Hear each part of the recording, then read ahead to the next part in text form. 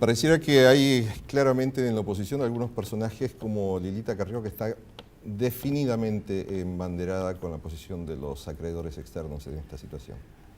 Sí, por eso te decía que son las excepciones que confirman la regla, en realidad. Han tenido actitud muy irresponsable. Esto confirma, vos lo recordás seguramente, el famoso teorema de Baglini, ¿no? Sí, exactamente.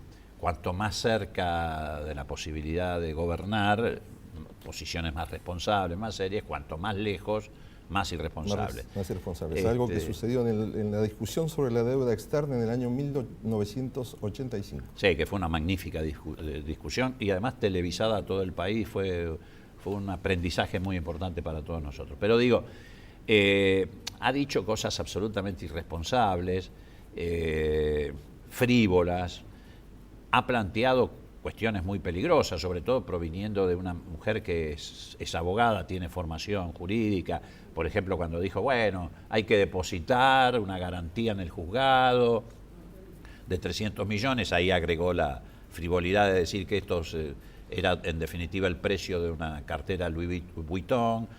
Ella sabe que si vos haces un depósito en el juzgado de una garantía, estás asumiendo la sentencia, reconociéndola y asumiendo, en términos de lo que está planteada la sentencia, que vas a pagar antes del 31 de diciembre una cifra superior a los buitres que la que le pagaste a los que entraron en el canje, y que eso desata la Rufo, ¿no?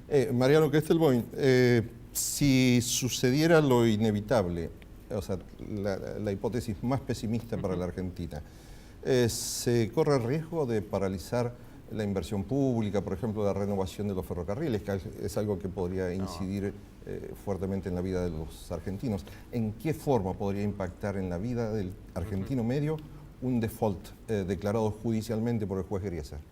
Sí, a ver, aclaremos bien que Argentina pagó el default. En realidad es, como dicen, una decisión judicial de congelamiento del pago. En materia de desarrollo de infraestructura ferroviaria y energética, Argentina acaba de cerrar un acuerdo con China por 7.500 millones de dólares y también acordó un swap, que es un mecanismo financiero que es equivalente a un préstamo transitorio en situaciones de estrés financiera, que puede hacer más suave un eventual problema de acceso de la Argentina al crédito financiero internacional hasta que la cláusula Rufo venza, que es el 31 de diciembre de este año.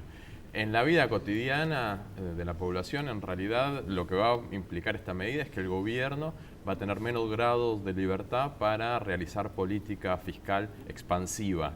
Esto significa que seguramente las tasas de interés seguirán siendo relativamente elevadas, mucho más altas que los años anteriores, que la economía no va a crecer, seguramente tampoco en el segundo semestre, pero estamos comparando contra un nivel de 2013 de altísimo nivel de actividad. Entonces, en términos... Finalmente creció la economía 4 y pico % en el 2013. En 2013 creció 3,5%. Según la nueva estadística del INDEC bajo base 2004. Y también la mayoría de las consultoras privadas dan un crecimiento, no sé si tan alto del 3,5%, pero sí cercano al 3%. Entonces, la Argentina en realidad va a tener un segundo semestre muy parecido al primer semestre, y con un gobierno que va a estar un poco limitado para hacer política fiscal expansiva, que esto significa más obra pública, aumentos en gasto social a través de jubilaciones. Hay un aumento programado para septiembre de las jubilaciones, pero las jubilaciones, las pensiones van a estar aumentando por debajo del nivel inflacionario, con lo cual va a haber un poco de contracción. Leopoldo, si se diera la hipótesis más negativa para la Argentina, ¿podríamos incurrir en un default social? ¿Deberíamos interrumpir la política de subsidios en la economía argentina? Bueno, a ver, yo creo que es al revés. Yo creo que si nos impusieran, vos decís negativo en el sentido... ¿Tendríamos que ir a un ajuste ortodoxo de la economía argentina si hubiera un default? Si hubiera, no un default, al revés. Si se cumpliera el fallo de Griesa tal como está dictado, si se reconociera, que es lo que el gobierno no quiere hacer y hace bien, si se reconociera para los buitres una compensación mayor y se desata la Rufo, seguro que vamos a un default social. Yo creo que por el contrario, me parece que todos los esfuerzos hay que hacerlos precisamente para evitar el default social, en el sentido de resolver esto sin incurrir en la posibilidad de que se nos vengan encima con los juicios por los Rufo, etc. Lo que pasa es que acá se ha mezclado todo, ¿por qué? Porque los medios de comunicación en general, etcétera, y estos analistas se han concentrado en explicar lo que podría ocurrir si no pagamos a los buitres, cuando en realidad lo que hay que concentrarse en explicar es qué podría ocurrir si le pagamos a los buitres en las condiciones que ellos están pretendiendo. ¿Y qué es lo que podría ocurrir? Bueno, en ese caso sí habría un default social. Es exactamente al revés. El default social sobrevendría si pagamos a los buitres en las condiciones en que está planteada la sentencia de Griesa.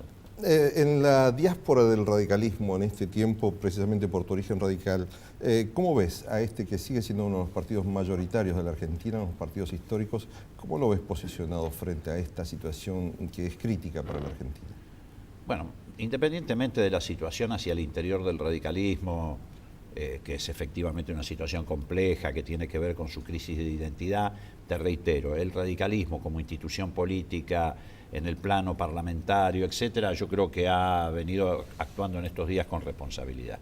Es decir, además no podría ser de otra manera, porque el radicalismo es corresponsable de esta situación, porque acompañó las reestructuraciones de deuda del 2005 y 2010, las votó a favor, lo que es más importante todavía, porque es lo que está en discusión, votó a favor de la ley Cerrojo.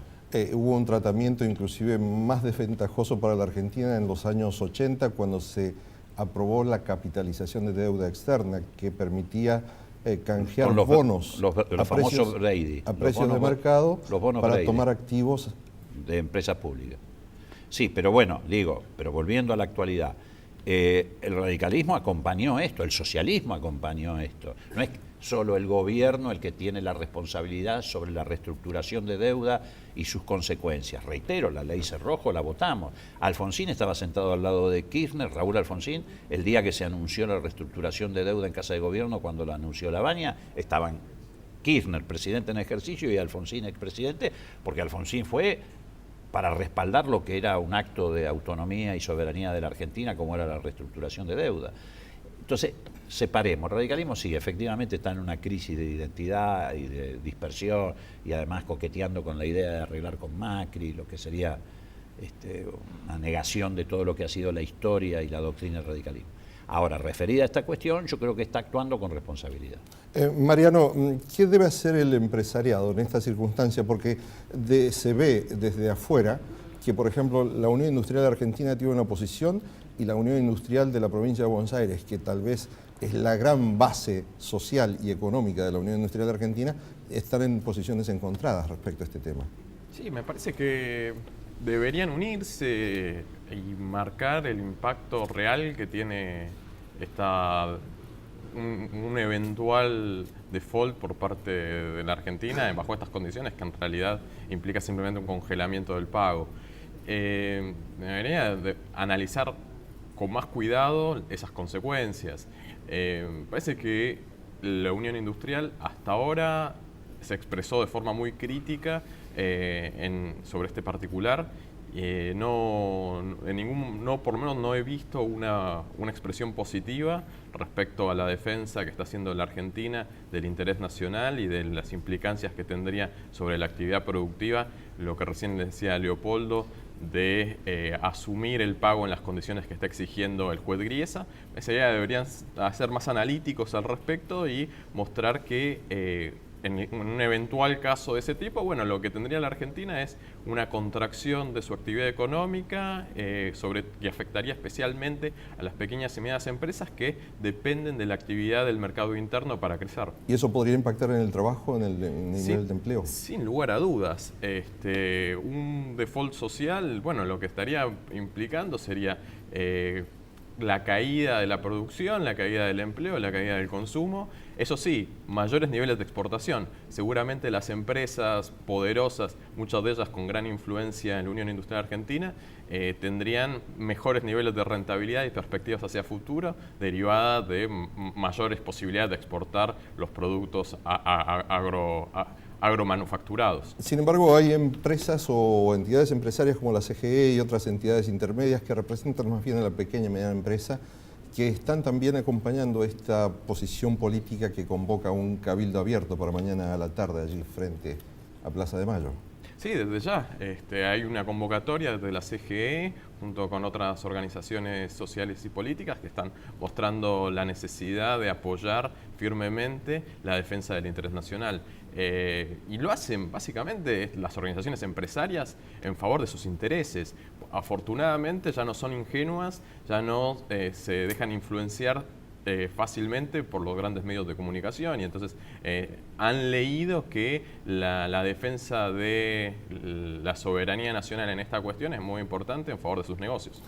Leopoldo, como político experimentado, la sociedad, el ciudadano común, ¿debería tomar partido realmente, comprometerse de algún modo y acompañar esta acción del gobierno intentando defender los intereses nacionales? Pero absolutamente, porque además esto tiene que ver precisamente con la vida del ciudadano común, con la de sus hijos y con la de sus nietos, porque si esto, digamos, si aquí tuviera el país un traspié, no el gobierno, el país tuviera un traspié, esto compromete generaciones futuras. Esto tiene que ver con el tema de los hospitales, las escuelas, la infraestructura, los caminos, los ferrocarriles, incluso tiene que ver con la plena disponibilidad sobre los recursos naturales de la Argentina. Si sale bien este proceso, ¿el gobierno se fortalece políticamente? Yo creo que se fortalece la nación y obviamente el gobierno, en la medida en que haya conducido con inteligencia esta situación de crisis, se va a fortalecer. Pero esto es lo secundario, lo que se fortalece es el poder del país.